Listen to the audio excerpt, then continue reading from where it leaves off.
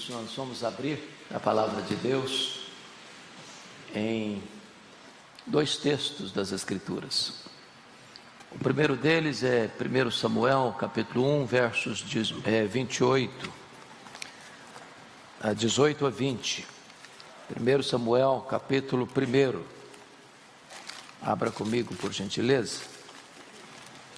Versos 26 e 28, digo. 26 e 28.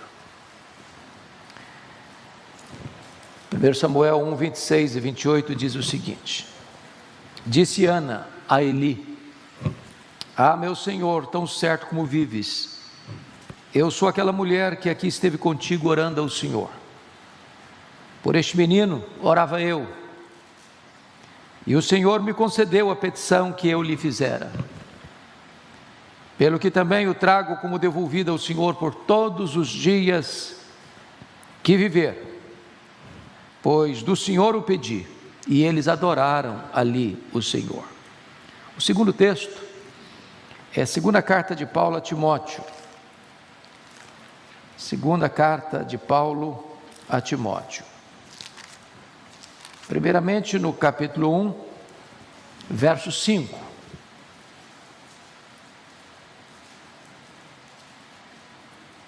Talvez pudéssemos ler o 4 para conectar melhor o 5. Lembrado das tuas lágrimas, estou ansioso por ver-te, para que eu transborde de alegria, pela recordação que guardo de tua fé sem fingimento, a mesma que primeiramente habitou em tua avó Lóide e em tua mãe Eunice, e eu estou certo de que também em ti. Agora capítulo 3, versos 14 a 17.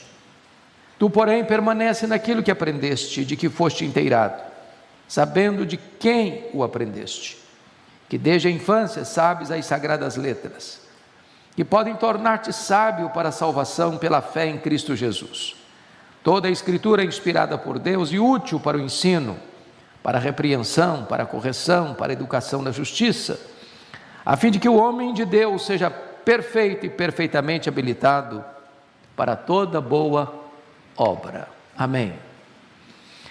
Eu gostaria hoje de homenagear as mães aqui presentes e todas as mães que estão nos acompanhando e que hão de, mais tarde, acessar no canal da Igreja Presbiteriana de Pinheiros esta mensagem. Eu quero falar sobre o valor de uma mãe. Esta justa homenagem começa no mundo, no ano de 1909, mas vai se tornar oficial em 1914 nos Estados Unidos, por um decreto de Woodrow Wilson, exatamente quando se começava a Primeira Guerra Mundial. Uma homenagem feita por Ana Jarvis, que queria homenagear sua mãe, e isso tornou-se popular em toda a América. Aqui no Brasil, esta oficialidade acontece em 1932, por um decreto de Getúlio Vargas. E esta data tornou-se tão popular que até o comércio reconhece isso como a segunda data onde o comércio é mais febril, só perdendo para o período do Natal. Então, de fato, uma homenagem às mães é sempre oportuna, é sempre justa, e hoje nós queremos dar graças a Deus pela vida das mães aqui presentes, das mães desta querida igreja, as mães do Brasil e mundo afora. O capelão do Senado americano, Peter Marshall, escreveu um sermão, publicou esse livreto e tornou-se muito conhecido, A Guarda das Fontes. E ele cria a imagem de um personagem mítico que cuidava das fontes nas florestas, para que as águas chegassem límpidas, puras, nos vilarejos. Até que a Câmara Municipal daquela cidadezinha se reuniu, achou o salário dele muito alto, resolveu dispensá-lo, construindo caixas d'água, para assim fazer uma economia municipal. Não tardou para que as águas chegassem poluídas, contaminadas, a doença graçasse no vilarejo, as aves foram embora e não gorjeavam mais ali, e então tiveram que reunir e contratá-lo de volta. Parece-nos que este é o trabalho de uma mãe, muitas vezes anônimo, muitas vezes não visto, muitas vezes não reconhecido, mas absolutamente necessário para a saúde da família, para a saúde da igreja, para a saúde da nação. O estadista americano, talvez o maior presidente dos Estados Unidos, o 16º presidente dos Estados Unidos, Abraham Lincoln, chegou a afirmar que a mãe é tão importante porque a mesma que embala o berço é aquela que governa o mundo. Talvez ele queria dizer com isso que ninguém influencia mais uma pessoa do que sua própria mãe. Aquela que cuida, desde a mais tenra idade. Aquela que ensina a dar os primeiros passos.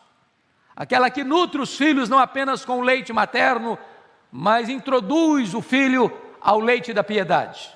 E eu estou me referindo às mães cristãs, obviamente nesse sentido. E eu gostaria então de pensar com vocês hoje sobre o valor de uma mãe.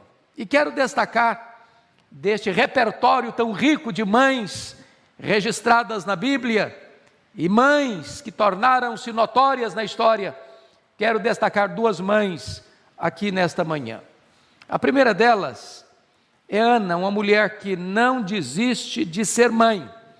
E destaco aqui 4 coisas a seu respeito. Primeiro, Ana é amada, mas é estéril. Naquela cultura, naquele tempo de casamentos poligâmicos, e nenhum casamento poligâmico é um casamento funcional, nenhum, todos eles são disfuncionais. E Eucana tinha Ana como sua mulher, mas tinha Penina como concubina. Ana era estéril, tinha o coração do marido, tinha o amor do marido, tinha a provisão do marido, mas o seu ventre era estéril. E diz a Bíblia que a sua rival a provocava.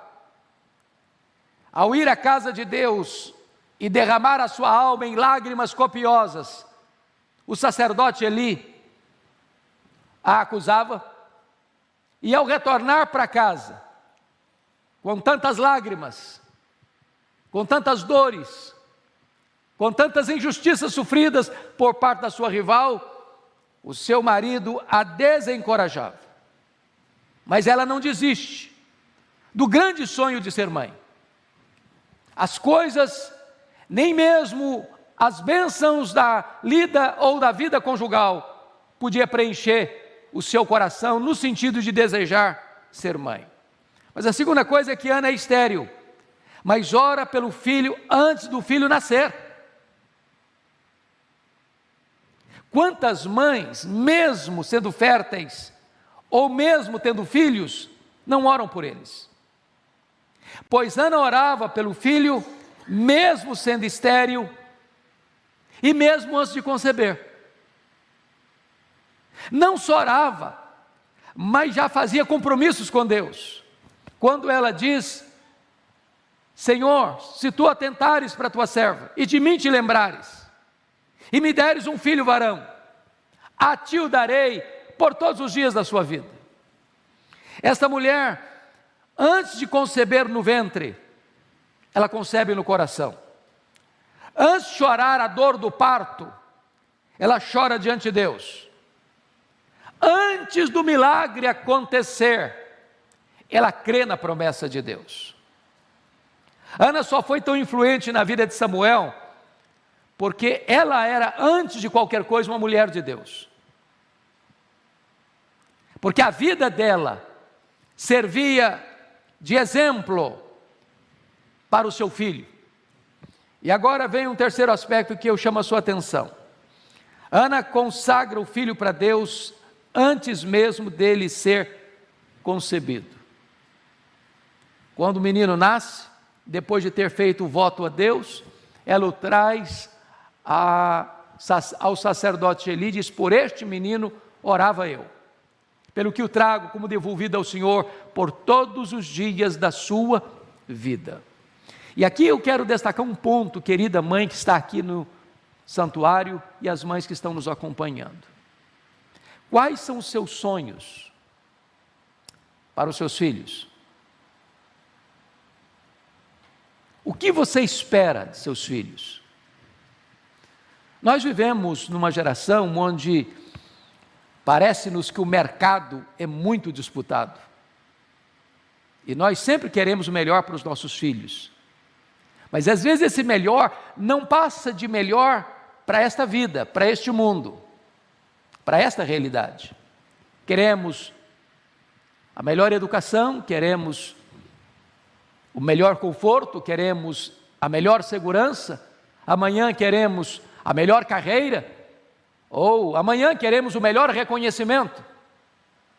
Mas será que seriam apenas esses os nossos sonhos em relação aos nossos filhos? Que eles sejam reconhecidos apenas aqui? Que eles conquistem os troféus apenas daqui? Que eles realizem os sonhos apenas para este mundo? Ou podemos nutrir sonhos mais elevados, mais altaneiros? Ana chora tanto tempo por ter um filho, para ter um filho, mas há um momento que se torna um divisor de águas na história dela, da oração. É quando ela começa a pedir um filho, não para ela, mas para Deus. Não para realizar os seus sonhos, mas para realizar os projetos de Deus. Naquele tempo, a nação de Israel estava em decadência. Naquele tempo, o sacerdócio estava corrompido. E Ana então pede para Deus um filho. Não para que este filho pudesse atender todas as suas expectativas como mãe, mas que aquele filho fosse levantado por Deus para ser um grande líder na sua nação, para trazer de volta a nação apóstata para a presença de Deus. E ela consagra este filho para Deus. E se existe algo que é notório na história, é que Deus honra o compromisso de uma mãe e de um pai, quando eles aspiram grandes coisas para os seus filhos em relação ao reino de Deus. A Igreja Presbiteriana do Brasil é fruto disso. Todos vocês sabem que Ashbel Green Simonton era filho caçula de 9 irmãos. Seu pai era deputado federal, seu pai era presbítero, seu pai era médico, e ele era filho caçula. E quando a sua mãe estava grávida, eles consagraram aquele menino para Deus, para a obra de Deus. E não é uma coisa forçada, ao contrário, no tempo oportuno Deus chama, no tempo oportuno Deus honra. E aquele menino então é chamado por Deus para o ministério. E mais tarde, quando termina o seu curso praticamente, escuta o seu professor Rod falando sobre missões e o coração dele arde pelo Brasil e ele vem para cá. Com 26 anos. E se você e eu estamos assentados aqui hoje, se você e eu estamos aqui adorando a Deus hoje, talvez devemos um tributo a uma mãe que já é idosa, abre mão do seu filho caçula, consagra o seu filho caçula para que ele pudesse ser um instrumento nas mãos de Deus. Eu encorajo você, mãe, que já tem filhos, e aquelas que anseiam ter filhos, ou aquelas que têm filhos do coração, que ousem consagrar seus filhos para Deus, para que eles sejam levantados por Deus nessa geração, para que eles sejam cheios do Espírito Santo de Deus, para que eles sejam mensageiros das boas novas da salvação, ou para que eles sejam aqueles que vão dar suporte para a obra missionária avançar mundo afora. Ana teve essa coragem, Ana teve essa disposição.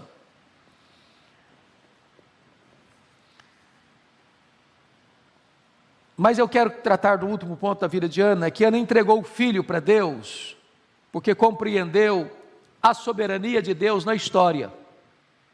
Ela poderia ter boas desculpas, depois que o menino nasceu, dizer: Deus, eu fiz uma promessa, Mas como é que eu vou levar o meu filho e confiá-lo a Eli? Ele já está velho. Como é que eu vou confiar o meu filho ao sacerdote Rofini e Finéias, quando eles são filhos de Belial? Como é que eu vou abrir mão do meu filho, se o sistema religioso está corrompido? Como é que eu vou colocar o meu filho numa situação de risco e de perigo para a sua vida? Mas Ana, no seu cântico, vai entender algo tão sublime que você, mãe, e você, pai, precisa compreender. E ela vai dizer isso, acerca da soberania de Deus. É Deus quem dá vida, é Deus quem tira a vida, é Deus quem exalta, é Deus quem rebaixa. É Deus quem pega o pobre necessitado do monturo e o faz assentar-se entre príncipes. Entender que Deus é soberano, que a finalidade da nossa vida é cumprir o propósito divino. E entender, você mãe, que você pode colocar o melhor que Deus lhe deu, seus filhos, nas mãos de Deus, para que eles cumpram os propósitos elevados de Deus, para a glória de Deus, para a expansão do reino de Deus, para que esta palavra de vida eterna chegue aos rincões do mundo. Mas eu gostaria de destacar aqui a segunda mãe, e peço que você observe comigo agora o texto de 2 Timóteo. Eunice, uma mãe que não desiste de ensinar o seu filho. Primeiramente, Eunice, uma mãe que compreende que o ser vem antes do ensinar. Olhe comigo aí 2 Timóteo 1,5. Pela recordação que guardo de tua fé sem fingimento, a mesma que primeiramente habitou em tua avó Lóide e em tua mãe Eunice, estou certo de que também em ti. Prestem bem atenção nisso. Pastor Arival costuma dizer isso com muita frequência aqui na igreja. A educação cristã começa no lar. No lar. É lá que está a base. A mesma fé que habita na avó, a mesma fé que habita na mãe, é a fé que vai habitar no filho. Está passando de geração em geração. Não há um abismo entre o que se prega e o que se vive. Não há um hiato entre o ensino e a prática. E Paulo está reconhecendo isso. A educação cristã naquela família começa com a avó, que passa para a mãe, para a filha, que passa para o filho, e assim a terceira geração está andando nas mesmas pegadas. Irmãos amados, a nossa geração parece que está perdendo esse vínculo, parece que está perdendo esta sequência. Parece que nós estamos numa corrida de revezamento e não estamos passando o bastão na hora certa, e com isso muitas famílias estão perdendo a corrida da vida.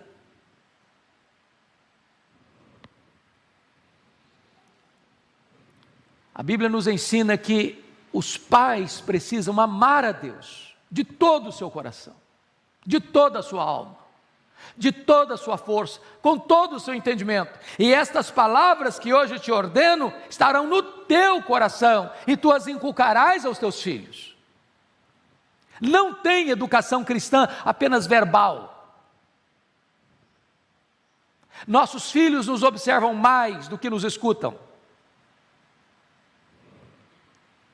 Se nós falharmos em viver a fé cristã em casa, nós perderemos a eficácia do ensino religioso ou ensino espiritual dentro de casa. Albert Schweitzer chegou a dizer que o exemplo não é uma forma de ensinar, o exemplo é a única forma eficaz de ensinar. Nós somos como espelho para os nossos filhos. Um espelho, para ser útil, ele não precisa falar, ele é mudo, mas ele é eloquente. Ele não grita, ele demonstra. O espelho, para ser útil, ele precisa ser limpo. Se ele estiver embaçado, você não enxerga direito. Mas o espelho precisa ser também plano, para não distorcer a imagem. E mais, o espelho precisa ser iluminado, porque não adianta você ter espelho se você não tem luz.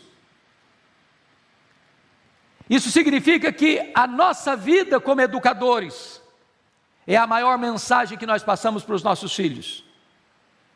E é por isso que o texto nos informa que a mesma fé que habitou em Lloyd, que habitou em Eunice, está habitando agora também em Timóteo. É o compromisso do ensino. Mas notem vocês que Eunice ensina Timóteo desde a sua infância. Olha comigo o capítulo 3, verso 14. Tu, porém, permanece naquilo que aprendeste e de que foste inteirado, sabendo de quem o aprendeste, e que desde a infância sabes as sagradas letras que podem tornar-te sábio para a salvação pela fé em Cristo Jesus. Eu estava no seminário ainda, quando li um livro de Pierre Weil, sobre relações humanas, na família e no trabalho. E ele já dizia que relações humanas começam na vida intrauterina. Acho que todos vocês sabem que uma mãe que tem uma gravidez turbulenta, quando ela é maltratada, ou quando ela vive os dramas da vida, às vezes, aquelas que não conhecem a Deus, usando drogas, ou álcool, ou nicotina, ou vivem uma vida turbulenta de maus tratos, como isso reflete na vida do bebê. Por outro lado, todos sabem que uma criança que é amada, é desejada, e os pais tratam com carinho o bebê, mesmo no ventre materno, como isso reflete na vida emocional e até espiritual da criança.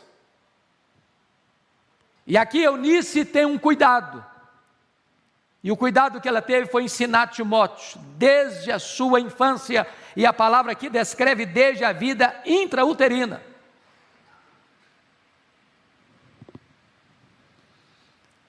Como os pais precisam fazer isso. Os filhos precisam ouvir. E os filhos, quando são crianças, são como esponja. Uma esponja. Tudo que você ensina, ele assimila. Se você entregar seus filhos às babás eletrônicas, se você entregar seus filhos aos desenhos animados, se você entregar os seus filhos aos formadores de opinião da nossa geração, eles poderão ter uma visão distorcida da vida. Mas se você aproveitar esse momento que eles são como uma esponja, e tudo que você passa eles acolhem, e tudo que você vive eles imitam, então você pode instruir os seus filhos como Timóteo foi instruído desde a sua infância. Mas o que foi ensinado para ele? As sagradas letras. As sagradas letras. A Bíblia, a palavra de Deus.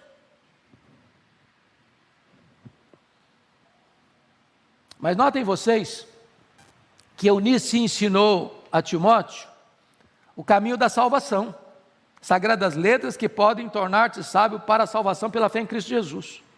Irmãos, nós precisamos falar de salvação para as nossas crianças. Eu me lembro, pastor Ival, certa feita, que nós recebíamos um grupo da APEC, há muitos anos, e falaram então de salvação, de Jesus, da cruz, e uma pessoa se levantou e disse: mas isso é um absurdo, criança não tem cabeça para escutar esse negócio de cruz, de morte de Cristo, tem que ensinar uma coisa mais light, mais leve. Não é o que a Bíblia ensina.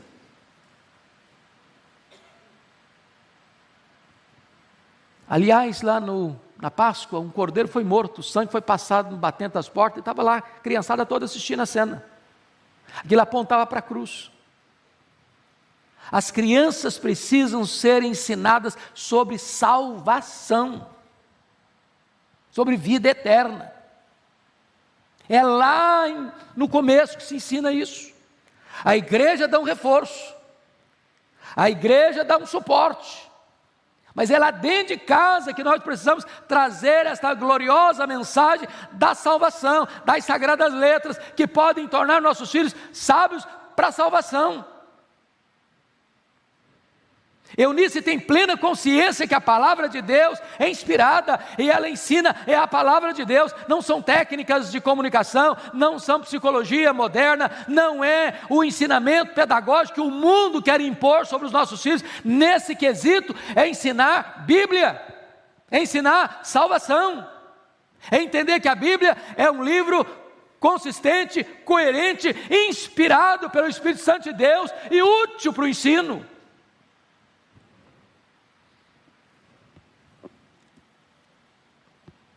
O grande problema, às vezes, é que há muitos pais que são analfabetos de Bíblia. E eu fico imaginando um pai e uma mãe analfabetos de Bíblia ensinando Bíblia para os filhos. Você só pode dar o que você tem. E se você tem, não retenha. Ensine. E a nossa expectativa, irmãos, e esperança, e eu quero terminar aqui, é que nesse Dia das Mães, todos nós, pais e mães, avós e avós, reavivemos no nosso coração o privilégio que nós temos de ter crianças em nossas mãos, que podem ser ensinadas. Já foi dito aqui nesse púlpito que 50% dos nossos adolescentes e jovens que entram nas universidades hoje perdem a sua fé. Talvez porque não tiveram uma boa base na infância. Quando você lê sobre Moisés, que na fase adulta ele preferiu o opróbrio do povo de Deus as riquezas e vantagens do Egito, a pergunta é: onde ele aprendeu isso? Com quem ele aprendeu isso? Que ensino foi esse que na fase adulta da vida levou-o a fazer a escolha certa para os rumos da história da redenção? Foi o que ele aprendeu com a sua mãe Joquebede na sua infância, que o educou, que o criou. Preciso retornar às palavras de Abraham Lincoln: as mãos que embalam o berço governam o mundo. Ninguém influencia mais alguém de um ser humano do que uma mãe de oração, de uma mãe comprometida com a palavra de Deus, de uma mãe que vive e transforma a sua vida e o conteúdo da Escritura como o elemento pedagógico mais importante, não apenas para informar, mas sobretudo para transformar. Que Deus nos ajude, nesse Dia das Mães, rememorarmos isso e voltarmos de todo o nosso coração a um compromisso com Deus, como Ana assumiu, de colocar o seu filho nas mãos de Deus, para a glória de Deus. Que Deus nos ajude. Amém.